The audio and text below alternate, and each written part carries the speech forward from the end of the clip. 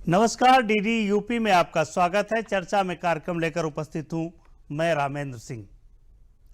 नए साल की दस्तक के साथ कोविड-19 के प्रकोप ने दुनिया को हिला कर रख दिया था। देश में जहां पहला मामला 30 जनवरी को प्रकाश में आया, वहीं 8 मार्च को लखनऊ से कनाडा आई महिला डॉक्टर कोरोना संक्रमित निकली। जब कोरोना का प्रसार बढ़ रहा था, तब उत्तर प्रदेश में कोविड-19 की कोई जांच नहीं होती थी। सरकार और स्वास्थ्य विभाग के सामने ये चुनौती थी कि लोगों की जांच कैसे की जाए कि उनके लिए अस्पताल भी तैयार हो, वेंटिलेटर की भी व्यवस्था की जाए। प्रदेश में स्वास्थ्य कर्मचारियों के लिए पीपीई किट भी नहीं थे, तो सामान्य लोगों के पास मास्क भी नहीं थे। विपरीत परिस्थितियों में किस तरह शासन और प्रशासन ने इस जिम्मेदारी का निर्वहन किया, इसके लिए हमारे साथ अपर मुख्य सचिव स्वास्थ्य अमित मोहन प्रसाद जी हैं, जिनके ऊपर कोविड काल के शुरू से लेकर अब तक की जिम्मेदारी है कि कैसे लोगों को सुरक्षित रखना है, क्या क्या तैयारियां करनी है, अस्पतालों को किस तरह बनाना है, वेंटिलेटर कहां लगाए जाने हैं, जिले स्तर पर क्या व्यवस्था की जानी है, कौन से क्षेत्रों में कोविड का प्रसार अधिक है, कैसे उसको रोका जाए, ये सारी जिम्मेदारी है। चर्चा को हम आगे बढ़ाएं उससे पहले मुख्यमंत्री जी के एक बयान सुन लेते हैं कि पूरा देश उत्तर प्रदेश को लेकर के कितना चिंतित था। प्रधानमंत्री और राष्ट्रपति ने फोन करके पूछा कि उत्तर प्रदेश में बड़ी आबादी है, अगर वहां ये नियंत्रित नहीं होगा तो देश के लिए संकट है। क्या कहा उन्होंने, मुख्यमंत्री जी का बयान सुन लेते हैं, फिर चर्चा में वापस आते हैं। मुझे याद है जनता कर्फ्यू के दिन मेरे पास आदरणीय प्रधानमंत्री जी का भी, आदरणीय राष्ट्रपति जी का भी और उपराष्ट्रपति जी का भी फोन आया 22 मार्च 2020 को। कहा कोविड-19 आ गया है देश में भी, यूपी से हमें चिंता है, कैसे होगा, इतनी बड़ी आबादी को कैसे बचा पाएंगे, क्या होगा, सबको चिंताएं थी। और आज हर व्यक्ति गर्व के साथ कहता है कि यूपी का रिजल्ट सबसे बेहतर है, पॉजिटिविटी सबसे कम है, डेथ रेट सबसे कम है। आज हैंड वॉश डे है। जाहिर है कि जिन कारणों से बनाया गया होगा दिन, ये तो वक्त उस समय कैसा रहा, लेकिन आज बहुत ज़रूरी है। तो आज हैंड वॉश डे है, लोग हाथ धोते रहे, ये बहुत आवश्यक है। अमित जी, शुरुआत करते हैं कि आज एक तो हैंड वॉश डे है और कोरोना काल में इस दिन का क्या महत्व है और हाथ धोना आज के समय में कितना आवश्यक मानते हैं?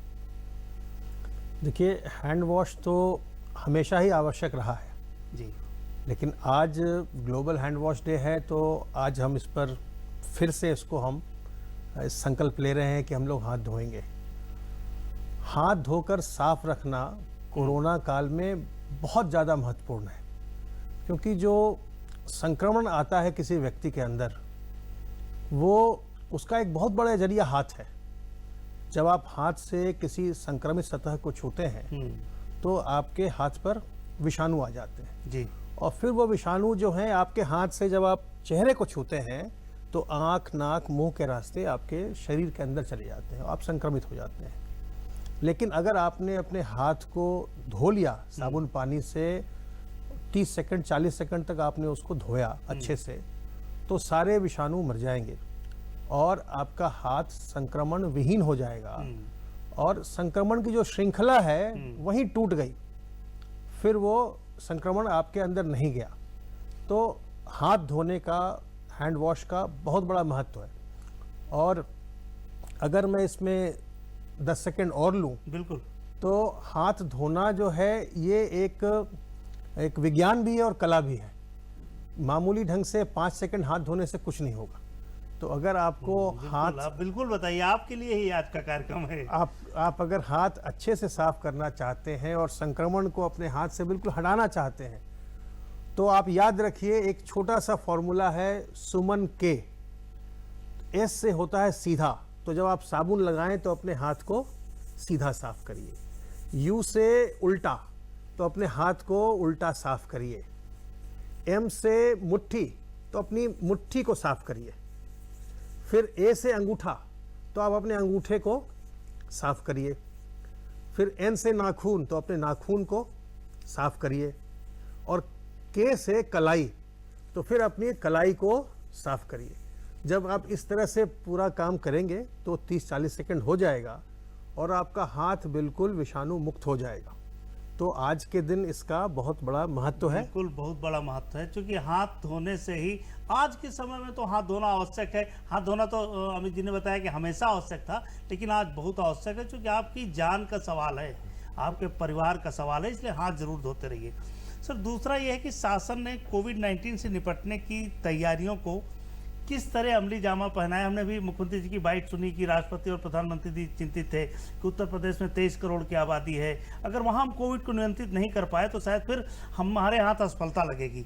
तो बड़ा राज्य है, कैसे इसमें काम किया आप लोगों ने? देखिए, बड़ा राज्य भी है, सबसे अधिक आबादी भी है देश में जी, और जनसंख्या का घनत्व भी ज़्यादा है। घनत्व भी ज़्यादा है जी। तो ऐसे में जो संक्रमण है, जहाँ भी लोगों के आपस में घुलने मिलने की संभावना ज़्यादा होती है, जहाँ ज़्यादा लोग होते हैं, वहाँ पर यह संक्रमण फैलता है। तो ये चिंता तो बिल्कुल ही जायज़ है कि इतने बड़े प्रदेश में अगर संक्रमण नियंत्रित न हो तो बहुत ज़्यादा लोग इसके चपेट में आ सकते हैं। लेकिन इसमें मुख्यमंत्री जी ने लगातार एक टीम का गठन किया और वो टीम को अलग अलग जिम्मेदारियां सौंप करके पिछले 6 महीने से जी, लगातार वो इसका अनुश्रवण कर रहे हैं, मॉनिटर कर रहे हैं। तो पूरी टीम पूरे मेहनत से, पूरे जोश के साथ लगातार लगी हुई है। और जो खास करके जो कोरोना का अगर हम विषय ले रहे हैं, तो इसमें एक तो बात आती है टेस्टिंग की, एक बात आती है। बीच में रोकेंगे, टीम 11 को जिले तक कैसे एक्टिव करते हैं कि आपके पास टीम 11 को जो निर्देश मिले और जिले तक सारा एक्टिव हो, क्रियान्वयन उसका हो, ये एक बड़ी जिम्मेदारी है। देखिए, टीम 11 में 11 जो महत्वपूर्ण विभाग हैं कोरोना के दृष्टिकोण से, इसके संक्रमण को नियंत्रित करने के दृष्टिकोण से, जी, उन 11 विभागों के अधिकारियों को, प्रमुखों को रखा गया है। इसमें पुलिस के महानिदेशक भी हैं, मुख्य सचिव भी हैं, बिल्कुल, बहुत सारे विभागों के अपर मुख्य सचिव या प्रमुख सचिव भी हैं। जो सुबह की बैठक में जो निर्देश मिलते हैं, चर्चा के बाद जो बातें निकल के आती हैं कि हम कहाँ पर हमें और सुधार की आवश्यकता है, कहाँ पर हमें जो हम काम कर रहे हैं उस पर और जोर देने की आवश्यकता है जी। फिर वो सारे निर्देश तत्काल उस बैठक के बाद फील्ड में चले जाते हैं। सभी जिलाधिकारियों को, मुख्य चिकित्सा अधिकारियों को, पुलिस अधीक्षकों को, बाकी जो भी विभाग हैं, जैसे हमारे पंचायती राज है या नगर विकास है, शिक्षा है, सबको जो भी संबंधित विभाग है सबको वो निर्देश चले जाते हैं। उसके बाद तत्काल उस पर कार्रवाई होती है। कार्रवाई होने के बाद फिर उनसे फीडबैक लिया जाता है, क्या काम कर रहे हैं, और फिर उसके बाद जहां कमजोरी दिखाई पड़ती है जिस जिले में, उनको बताया भी जाता है कि आपको और मेहनत करने की आवश्यकता है।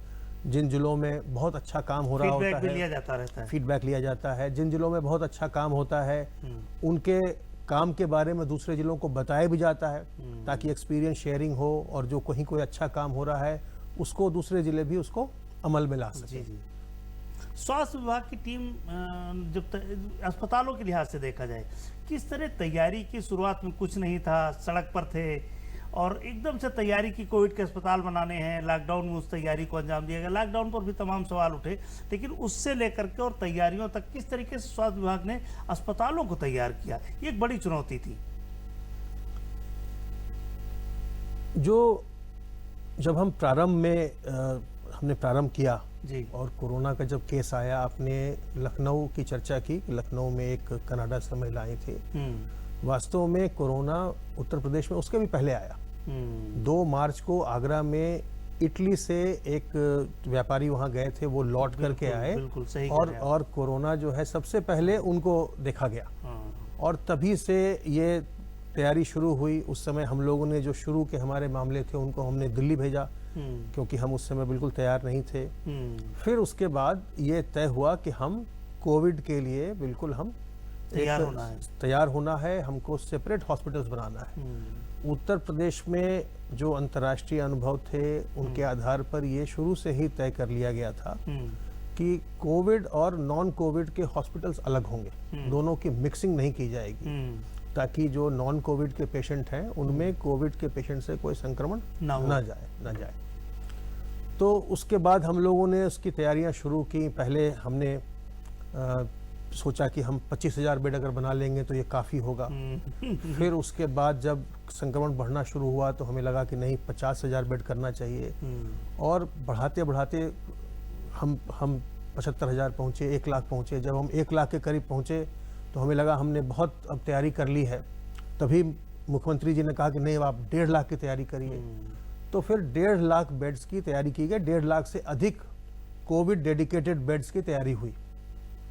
और बहुत प्रारंभ में ही हम लोगों ने एक आर्किटेक्चर बनाया था, एक ढांचा खड़ा किया था जी, त्रिस्तरीय, L1, L2, L3।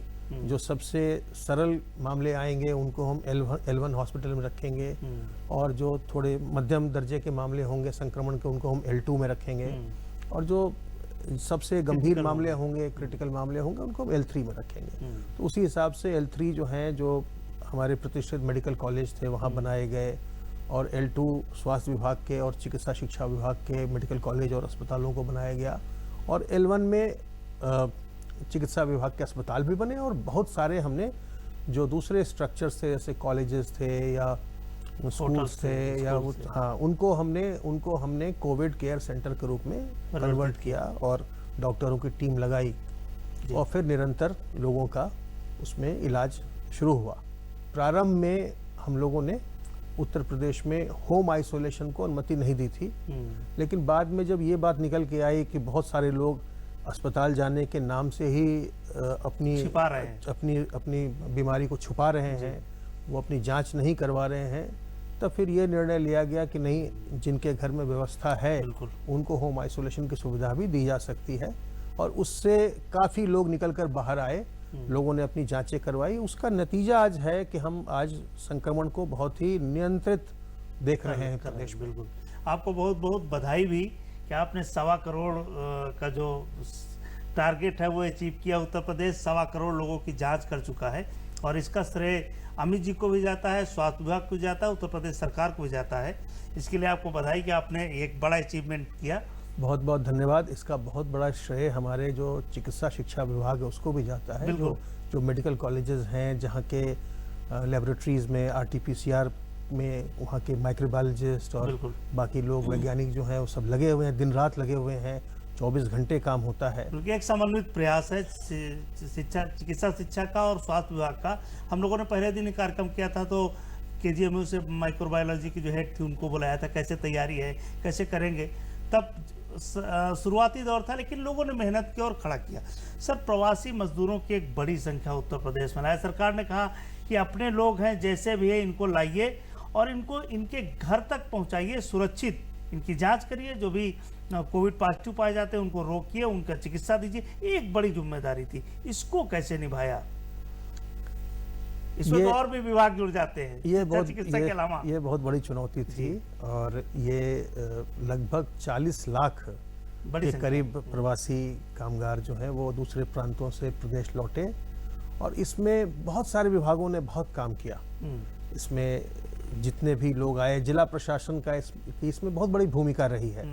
जितने भी प्रवासी कामगार आए उनको वहाँ रोकना, पहले उनकी स्क्रीनिंग करना, पल्स ऑक्सीमीटर, इंफ्रारेड थर्मोमीटर, उनको रोक करके उनकी जांच करना प्रारंभिक। उसके बाद वो आए थे थके हारे, फिर उनको राशन का किट दे करके ससम्मान उनके घर तक छोड़ना, तो ये बहुत बड़ा काम था।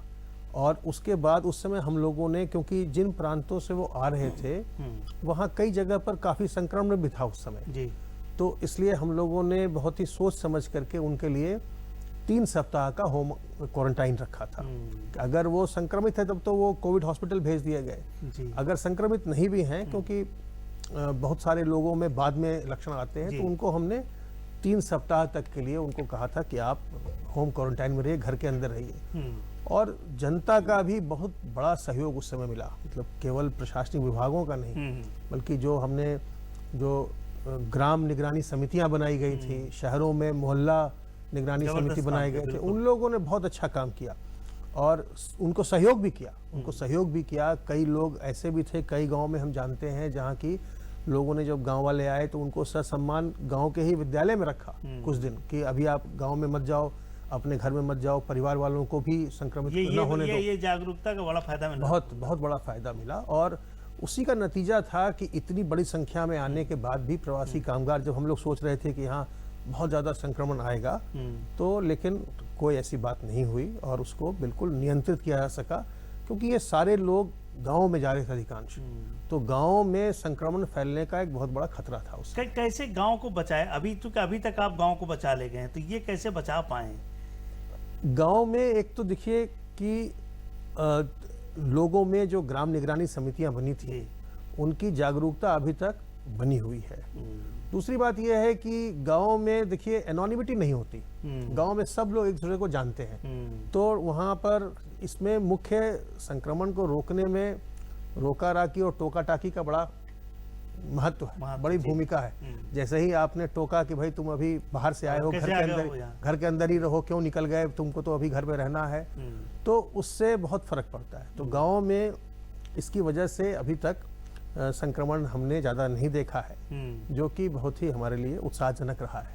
आरोग्य सेतु का भी बड़ा उपयोग किया, उसके क्या फायदे दिखे आपको? आरोग्य सेतु ऐप जो है वो आपको अलर्ट करता है, और कई बार मुझे भी अलर्ट मिला है अपने फ़ोन पर, मुझे भी मिला है कि आप किसी के संपर्क में आए हैं, सावधान रहें। तो इस तरह जो अलर्ट्स आते हैं, वो अलर्ट्स फिर उनके जिनको भी अलर्ट गया, उनके फ़ोन नंबर वगैरह सब पोर्टल पर अवेलेबल हो जाते हैं। तो यहाँ से हम लोगों ने स्वास्थ्य विभाग के कंट्रोल रूम से, और जो हमारा एक मुख्यमंत्री हेल्पलाइन है, वहाँ से हम लोगों ने लगातार उनको फ़ोन करवाना शुरू किया, जिनके भी अलर्ट्स आए, और हम लोगों ने अभी तक इसमें लाखों कॉल्स करवाए, और उनको हम फ़ोन करते रहे कि देखिए आपको अलर्ट हुआ है, आप सावधान रहिएगा। जैसे ही आपको कोई लक्षण आए, सांस फूलने लगे, बुखार हो, खांसी हो, तत्काल हमारे हेल्पलाइन नंबर पर फ़ोन करिए, जो 1800 180 51 45 है, उस पर फ़ोन करिए, या अपने ज़िले के मुख्य चिकित्सा अधिकारी को फ़ोन करिए, ज़िले के कोविड कमांड सेंटर को फ़ोन करिए। इस प्रदेश में ये एक अनूठी पहल है, बिल्कुल हर जिले में एक Covid control and command centre बना हुआ है, जो कि पूरे कोविड के संक्रमण के नियंत्रण के लिए नर्व सेंटर के रूप में काम करता है। और प्रतिदिन जिला प्रशासन में जिलाधिकारी और जो मुख्य चिकित्सा अधिकारी हैं, उनकी टीम प्रातः एक बार माननीय मुख्यमंत्री जी के निर्देश पर एक बार एक कोविड हॉस्पिटल में बैठक करती है, और उस पूरी जो समिति है उनकी, वो उसका जायजा लेती है कि जिले में क्या हो रहा है, और शाम में वो प्रतिदिन कोविड कमांड सेंटर में बैठते हैं, और वहाँ पर बैठ करके वो सारा तय करते हैं कि कल क्या करना है, आज जितने भी पेशेंट आए थे उन सब का हॉस्पिटल में भेजना, या होम आइसोलेशन हो गया नहीं हो गया। तो ये जो है ये बड़ी लंबी प्रक्रिया रही और सतत प्रक्रिया, और इसमें लोगों ने बड़ी मेहनत की है, सभी लोगों ने, चाहे वो स्वास्थ्य विभाग के हों, चाहे हमारे पुलिस के अधिकारी कर्मचारी हों, चाहे हमारे राजस्व विभाग के हों, लेखपाल हों, शिक्षा विभाग में टीचर्स हों, सफाई कर्मी हों, पंचायत कर्मी हों, सभी लोगों ने सर, मीडिया को भी जोड़ सकते हो आप। और मीडिया का तो बहुत सहयोग रहा है। मीडिया में तो मैं पिछले 6 महीने से रोज बाइट दे रहा हूं, और आप उसको रोज दिखला रहे हैं, और मैं समझता हूं कि उसका भी बहुत बड़ा योगदान रहा है। लोग बाग रोज देखते हैं क्या स्थिति चल रही है कोरोना की प्रदेश में, और उसका लाभ उठाते हैं। मीडिया का बहुत बड़ा रोल रहा है। एक बड़ा सा सवाल है कि लोगों को लगता था सरकारी सेटअप कुछ नहीं करता साहब, प्राइवेट में जाइए वही चिकित्सा होगी, वही सारी सुविधा मिलेगी, सरकारी सेटअप बहुत नाकारा है, निकम्मा है, ये लोगों की सोच बनी थी।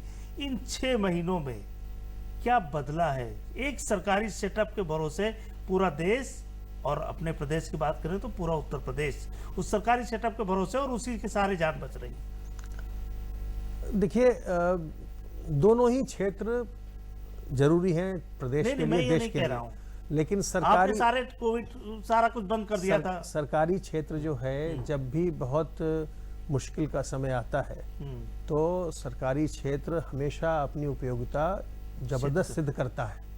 चाहे आप अगर प्रदेश में कहीं भी कोई आपदा आ जाए, कोई बाढ़ आ जाए, तूफान आ जाए, भूकंप आ जाए, जब चुनाव करवाने हों, जब ऐसी जो इस तरह के जो पैंडेमिक हो गया या संक्रमण इतना ज़बरदस्त हो गया, तो सरकारी क्षेत्र की क्षमता बहुत ज़्यादा होती है, और वो बहुत काम करते हैं। लेकिन फिर भी लोगों के मन में कभी ऐसी धारणा रहती है, लेकिन मैं समझता हूँ कि अब उनके मन में धारणा बदल गई होगी, उन्होंने सोचा होगा, बिल्कुल, देखा जिसको होगा। देखिए नहीं साहब प्राइवेट अस्पताल में चले जाओ वहीं चिकित्सा होगी, सरकारी में नहीं जाएंगे। नहीं, लोगों ऐसा की ये धारणा अब कुछ अब बदली ऐसा है। नहीं है। अब देखिए ऐसा है कि बहुत सारे संदेश मेरे पास आते हैं जिसमें लोग कहते हैं कि देखिए मैं बीमार पड़ा और आपके यहाँ से लोगों ने हमको फ़ोन किया, बहुत अच्छा व्यवहार किया, जब हम अस्पताल में गए तो बहुत अच्छा व्यवहार किया। बिल्कुल, तो अपनी लोगों जान की, जोखिम में डाल के लोग अच्छा काम कर रहे हैं, आपका जान बचा रहे हैं। जी हाँ, No बहुत doubt, लोगों बहुत बहुत लोगों की, बहुत सारे हमारे डॉक्टर्स, बहुत सारे पुलिसकर्मी की लोगों को संक्रमण से बचाने के कार्य में उनकी जान भी death हो गई, गई, जान भी चली गई है। बिल्कुल। उन सबको भी हम श्रद्धा सुमन भी अर्पित करते हैं। जो लोग इस पूरे काम में दिन रात लगे हुए हैं उनको हम साधुवाद भी देते हैं, उनको धन्यवाद भी देते हैं। नौकरी से अलग हट करके लोगों ने काम किया है। और बहुत सारे जो प्राइवेट क्षेत्र के डॉक्टर्स हैं या लोग बाग हैं, वो भी मुझे बहुत तरह की इसके बारे में जानकारियां देते रहते हैं। बहुत सारे लोग मुझे बताते हैं कि आपको टीवी पर कल क्या बोलना चाहिए, या आप कौन सा और संदेश दें लोगों को जिससे बहुत अच्छा होगा। तो वो सब भी जो बहुत तरह के इनपुट आते हैं हमारे पास, उन सब का हम लोग उपयोग कर रहे हैं। और पूरी जो टीम है, पूरे प्रदेश सरकार की जो टीम है, चाहे स्वास्थ्य विभाग हो, चिकित्सा शिक्षा हो, सारे लोग पूरे जोरों शोर से लगे हुए हैं, पूरे जी जान से लगे हुए हैं। और उसी का नतीजा है कि आज हम 1.25 करोड़ से ज़्यादा टेस्ट कर पाए। आज हमने 1.25 करोड़ टेस्ट के बेंचमार्क को पार किया। जी जी 17 सितंबर को जो एक्टिव इन्फेक्शन के केसेस थे वो प्रदेश में 68,235 थे, जो सर्वाधिक था। फिर उसके बाद वहाँ से घटना शुरू हुआ है। और ये पूरी टीम का, ये पूरी टीम की मेहनत का नतीजा है कि आज हम घट करके 36,295 हो गए। 47% एक्टिव इन्फेक्शन के केसेस में गिरावट आई है। और जो अभी भी, लेकिन हमें ये समझने की आवश्यकता है कि संक्रमण जारी है। और जैसा माननीय प्रधानमंत्री जी ने कहा है कि जब तक दवाई नहीं तब तक ढिलाई नहीं। तो अपने हाथ को बार बार साबुन पानी से धोते रहिए, अपने मुंह और नाक को मास्क से, रुमाल से, दुपट्टे से, गमछे से ढक कर रखिए जब भी सार्वजनिक स्थल में जाएं। और लोगों से 2 गज की दूरी बनाइए। 2 गज की दूरी और मास्क है जरूरी। बिल्कुल, क्योंकि कई देशों में ऐसा देखा जा रहा है कि जहां एक पीक आया और फिर घटना शुरू हुआ, उसके बाद अगर आप यूरोप के कंट्रीज को देखेंगे तो वहां पर एक सेकेंड वेव आ रही है। चाहे आप फ्रांस देख लीजिए, इटली देख लीजिए, यूके देख लीजिए। तो जरूरी है कि हम सावधान रहें ताकि हमारे यहाँ सेकेंड वेव ना आए, और हम जो नियंत्रण हो रहा है, नियंत्रित हुआ है, उसको हम और नीचे लाएं और प्रदेश में संक्रमण को बिल्कुल नियंत्रित रखें।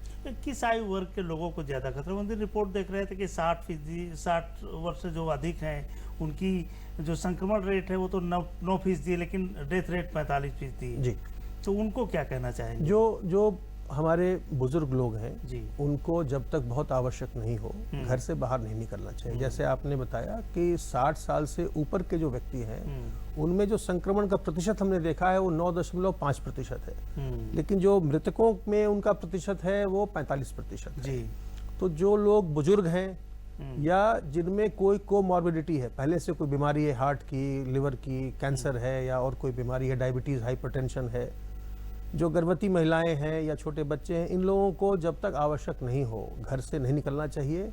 और अगर चिकित्सीय सलाह भी चाहिए तो आप टेलीमेडिसिन का उपयोग कर सकते हैं, ई संजीवनी पोर्टल का उपयोग कर सकते हैं।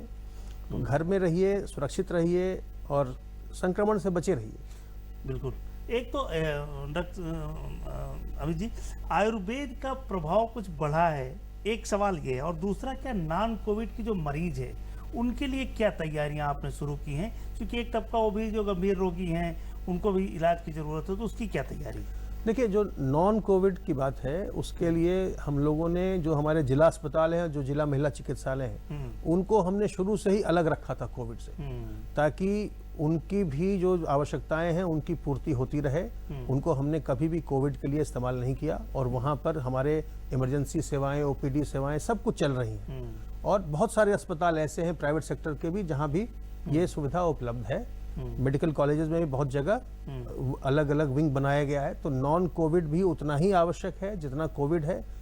कोविड में एक बात और आवश्यक है, वो ये है कि कई लोगों में जब कोविड का संक्रमण होने के बाद उनका संक्रमण समाप्त भी हो जा रहा है, उसके बाद भी कुछ लोगों में जटिलताएं देखी जाती हैं। तो इसलिए संक्रमण से बचे रहना ही सबसे अच्छा तरीका है। और आयुर्वेद का भी इसमें महत्व है, जो आपके शरीर की प्रतिरोधक क्षमता है उसको बढ़ाने में इसका महत्व है। और जब आपको मैं बाइट देता हूं तो मैं अक्सर कहता भी हूं कि तुलसी दल और काली मिर्च और अदरक का काढ़ा लीजिए, नीम की पत्तियों का सेवन कीजिए, अजवाइन के अर्क का सेवन करिए, गर्म पानी का सेवन करिए, गर्म पानी में नमक डालकर गरारा कीजिए और योग करिए, प्राणायाम करिए, व्यायाम करिए। ये बहुत ही उपयोगी सिद्ध हो सकते हैं। एक आखिरी सवाल है कि अनलॉक 5 में हम चले गए हैं, क्या संदेश देना चाहेंगे लोगों को, किस तरह जिए वो?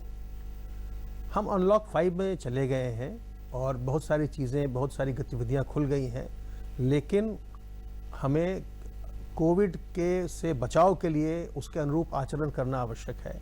हम जो बचाव के तरीके हैं, हाथ धोते रहना, मास्क लगाना, 2 गज की दूरी रखना, उसको तो हम करते ही रहें। और जब तक आवश्यक नहीं हो तब तक हम किसी भी जगह भीड़ भाड़ में बिल्कुल न जाएं। जब जाएं तो सावधानी से जो भी बचाव के तरीके हैं उनका उपयोग करिए और कोशिश करिए कि जो भी आपको अब कार्यक्रम करने हैं, कोई भी कार्यक्रम करना है, वो सब आप घर में ही करें। अधिक से अधिक सभी कार्यक्रमों को आप अपने घर में ही करिए। देखिए, अभी तक जो स्वास्थ्य विभाग है, शिक्षा चिकित्सा है, बाकी सारे लोग मिलकर जिन लोगों ने आपकी जान बचाई है, उनका ये कहना है कि अभी भी खतरा नहीं टला है, अभी कोविड वापस नहीं गया। अभी आप जिम्मेदारी से जो लोग कह रहे हैं उसको स्वीकार करिए और उसके अनुसार अपने आचरण को ढालिए। इसी से आप अपने परिवार को, अपने आप को बचा पाओगे। और एक लंबी यात्रा है जिसमें अभी हम आपको चलते रहना है, इसमें ढील नहीं देनी है। अगर आपने ढील दिया तो इसके परिणाम जो अभी अमित साहब कह रहे थे कि घातक हो सकते हैं, कई जगह पर वेव रिपीट हो रही है, वो भारत में, उत्तर प्रदेश में न देखने को मिले। निवेदन है कि जो डॉक्टर्स कह रहे हैं, जो सरकार कह रही है, जो प्रशासन कह रहा, उसको स्वीकार करिए। इसी के साथ इस कार्यक्रम को विराम देंगे। अमित साहब, आपका बहुत बहुत आभार कि आपने बहुत महत्वपूर्ण जानकारी दी। आपका बहुत आभार। अंत में मैं सभी डॉक्टरों का, सभी पैरामेडिकल स्टाफ का, नर्सेज का, आशा वर्कर्स का, आंगनवाड़ी वर्कर्स का, ANMs का और जितने लोग भी इस अभियान में लगे हुए हैं, उन सबको मैं एक बार बहुत बहुत आप सबके माध्यम से धन्यवाद और साधुवाद देना चाहता हूं। बिल्कुल, वो धन्यवाद के पात्र हैं जिन लोगों ने इन मुसीबत के समय में हमारी आपकी मदद की है। इसी के साथ इस कार्यक्रम को विराम देते हैं। नमस्कार।